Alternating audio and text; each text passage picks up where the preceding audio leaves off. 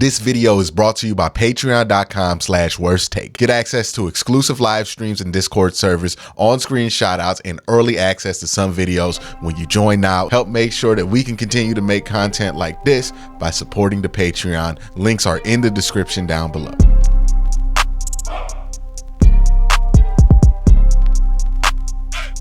Where do I start? Where do I start with this game, man? Where do I start? I don't know where to start. I legitimately don't know where to start. I don't know how long this video is going to be. There's so much to talk about. There's so much to get excited about. There's so much that people are going to be concerned about. But the first thing I want to talk about is the first thing that deserves mention. This Cleveland Browns defense was not just good, man. This was one of the best defensive performances you're ever going to see all year. Point blank period.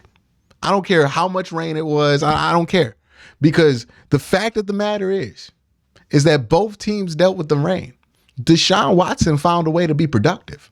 Numbers weren't great. Threw an interception, 1 touchdown, 154 yards, ran for another. So he had 2 touchdowns, a turnover on the day, 154 yards. Not his greatest game, obviously. He's had better games.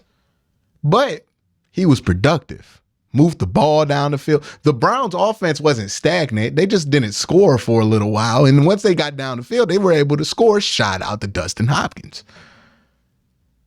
But the Bengals weren't able to even put up points. They didn't score a touchdown. They didn't score but a mere field goal that they got on a pass interference call. They scored off penalties. That was the only way that they can move the ball. The Cleveland Browns defense did not have a single bad possession. And that's not an understatement.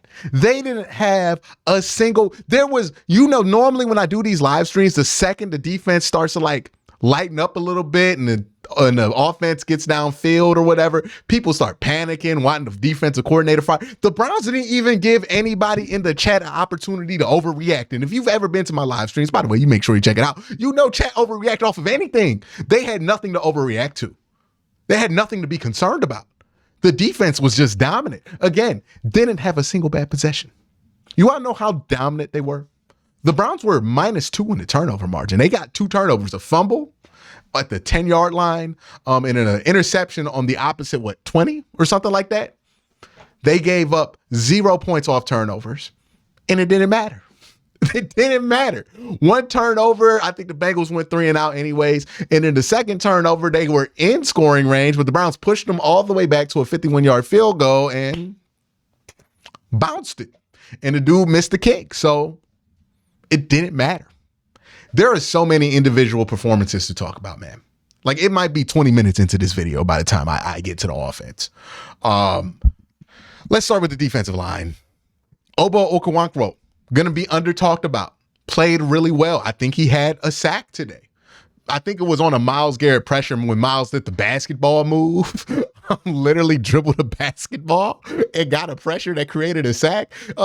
Just the most dominating defensive player on earth right now, Myles Garrett is.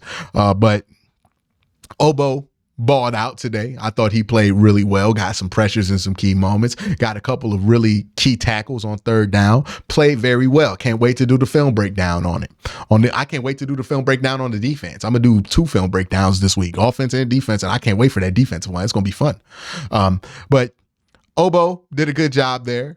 Zadarius Smith, pressure king, pressure all day. I don't think he got a sack, but he was getting pressure all day. He was hitting the quarterback all day. There's a picture of Joe Burrow's jersey, and they played in all whites today, and it was not all white at the end of the game. It was a green jersey. He looked like he played for the Jets, the way that the Browns were getting at him. Pretty good day for Zadarius Smith. Myles Garrett, dominant all day. Look, he got the 1 sack at the end of the game to close it out because he's a big-time player. He's going to make the big-time plays. We'll talk about that. But even before he got that sack, he was getting pressure. He was moving the pocket all day. He was a force. Look, Myles Garrett's the best player on earth on defense. The numbers don't do him justice. If you watch him play, you understand what you're watching, you know that that's the best player on earth on defense. Nobody's better than Myles Garrett. TJ Watt's really good. He had 3 sacks today. Balled out. Myles Garrett's better. Myles Garrett's better. Nobody dominates a game from inside and outside like Myles Garrett since prime Aaron Donald, and he's giving that man a run for his money. I'm telling you, this year he's going to give prime Aaron Donald a run for his money. Myles Garrett's just excellent.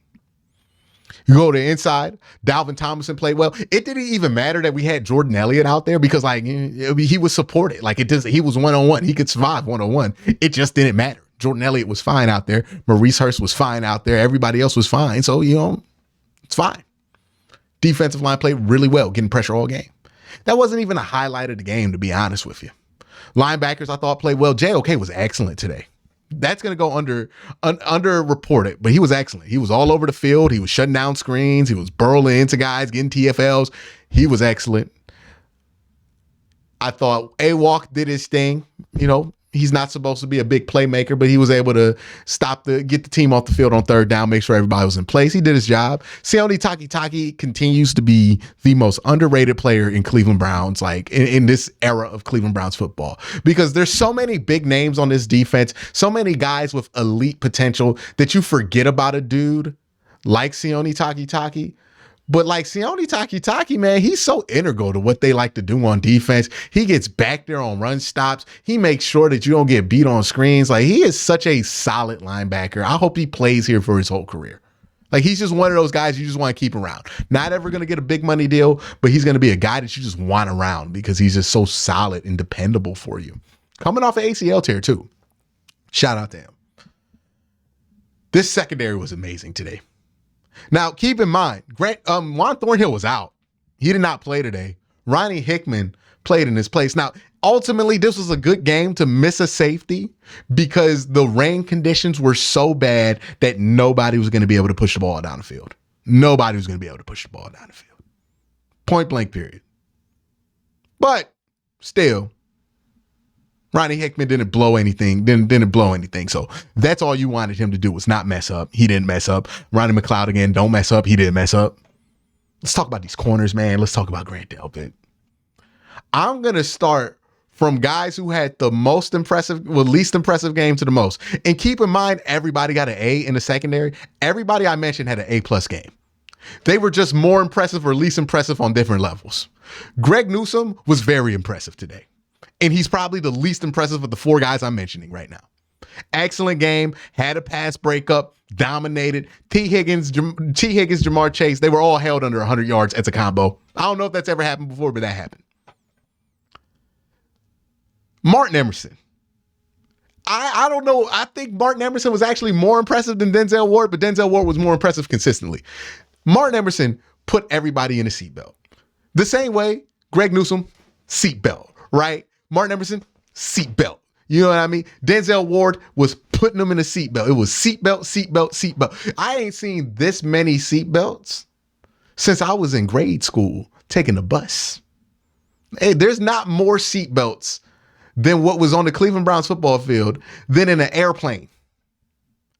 It was seatbelt time. Click it or ticket, dog. And the Bengals was getting put in that seatbelt every time. But Martin Emerson was excellent today. Look, I've had my concerns about Martin Emerson being an outside corner because he doesn't have the greatest long speed in the world.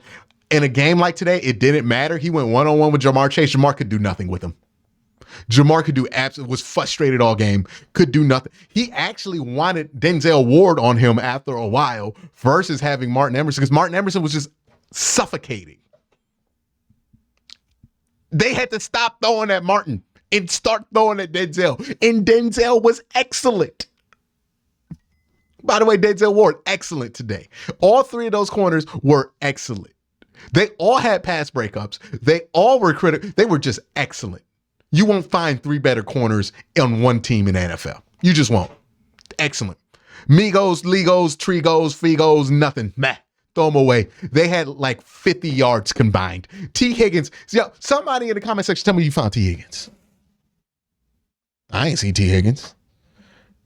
I think Tyler Boyd had like 7 yards. Where were the Migos? Where were the Migos? Where were the big three trio, right? Where was this greatest three-man wide receiver trio in the NFL history? Where were they? Weren't in Cleveland. Must have been left in Cincinnati because they weren't here. So they dominated. But you want to know who was more impressive than all three of those guys who were very impressive today? Grant Delpit. Man, Grant Delpit was so impressive because, yeah, those guys stopped the pass. Those guys covered well.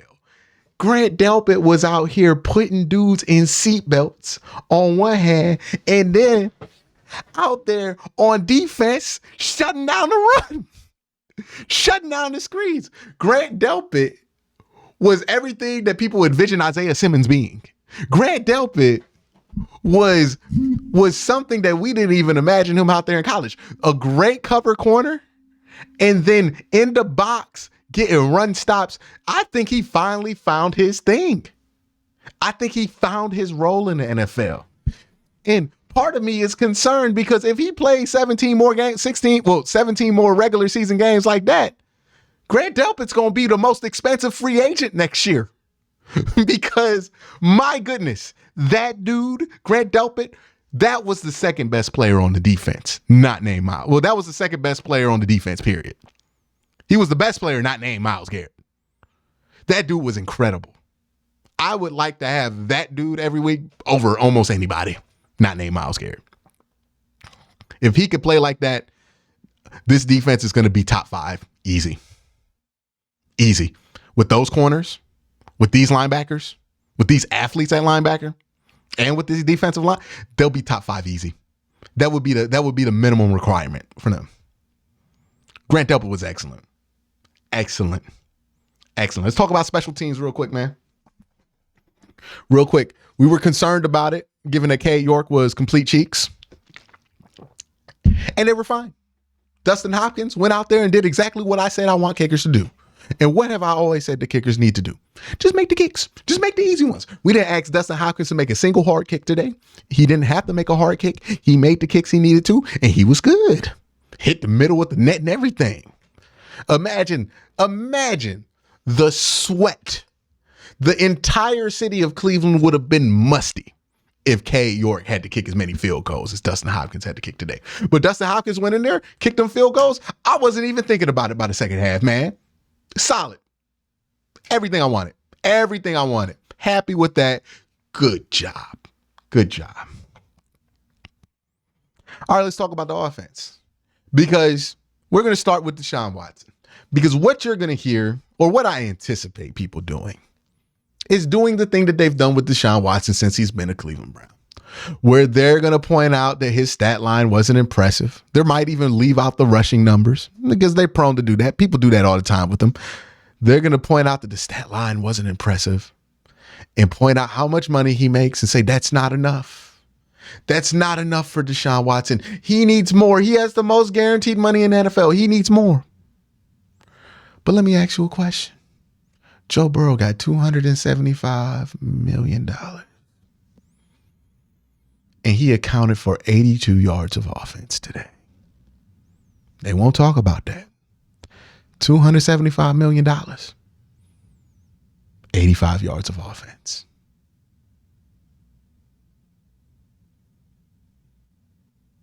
But they're going to talk about Deshaun Watson scoring 2 touchdowns, throwing for 154 yards and an interception. I promise you, they'll talk about that. They won't talk about those 82 yards.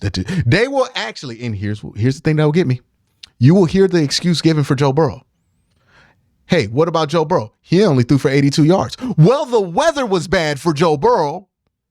But let's talk about Deshaun Watson as if like the Browns played a different, like when the Browns got the ball, they played in the dome. Deshaun was out there in that same weather.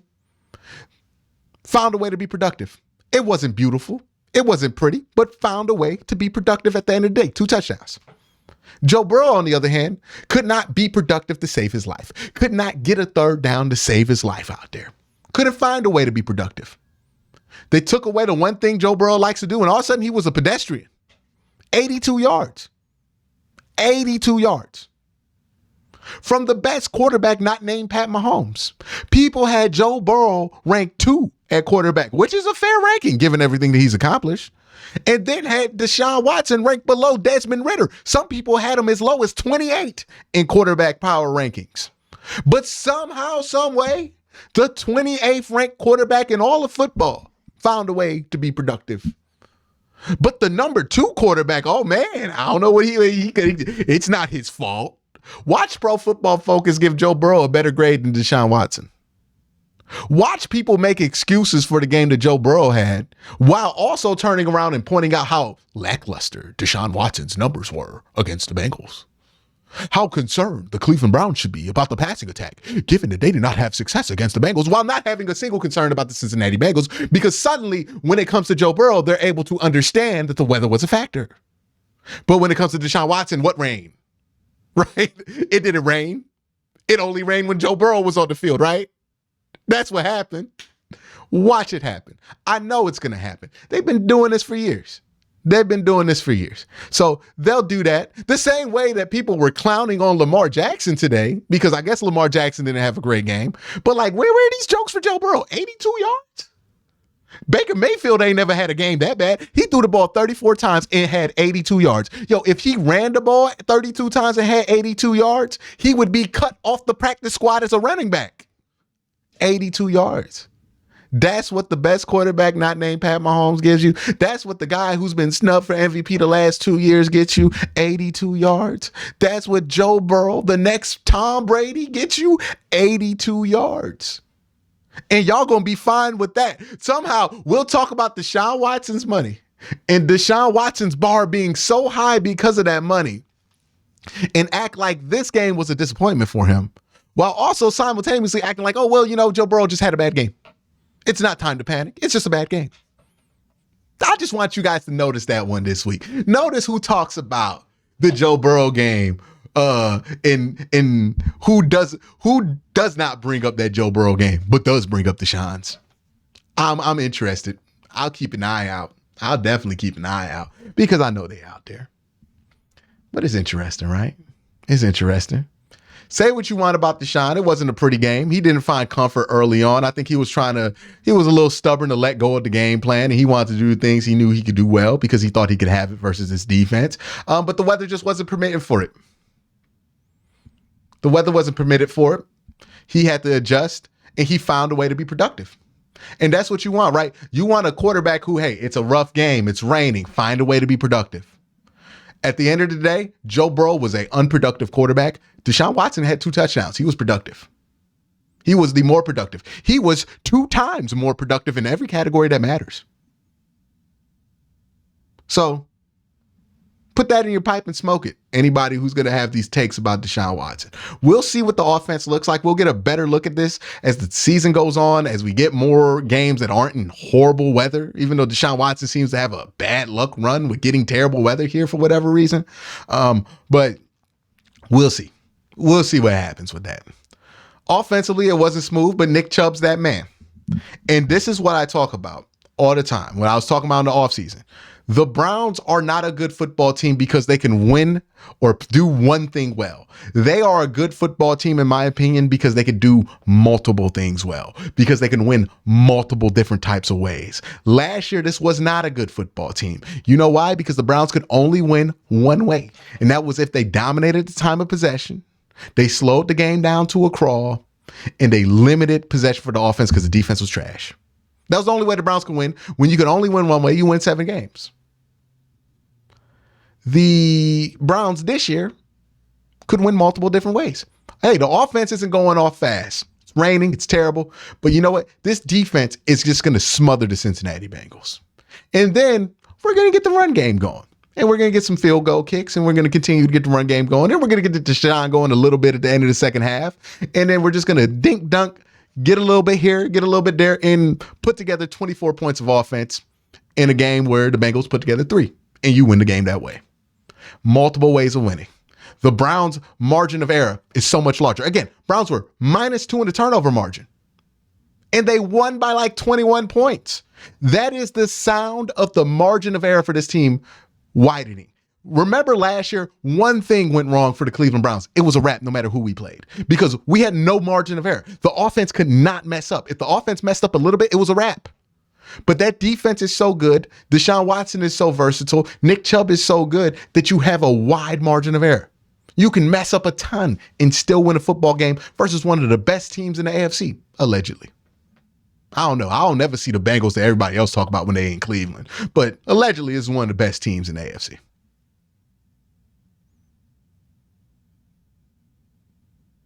So offensively, it wasn't what you wanted.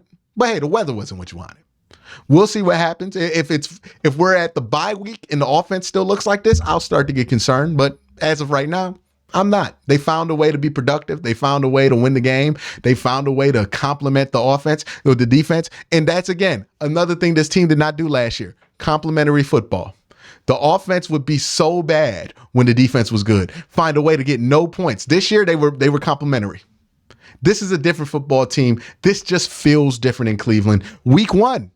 Something always crazy happens week 1. If this were any other team and it ran like this in week 1, we would have counted ourselves out this game before it started. But this year, we dominated a game where the weather wasn't good on week 1 and things didn't go right. We dominated. This team's different. It's time to get on board with that. That's my thoughts. Y'all have a great day. Have an even better night.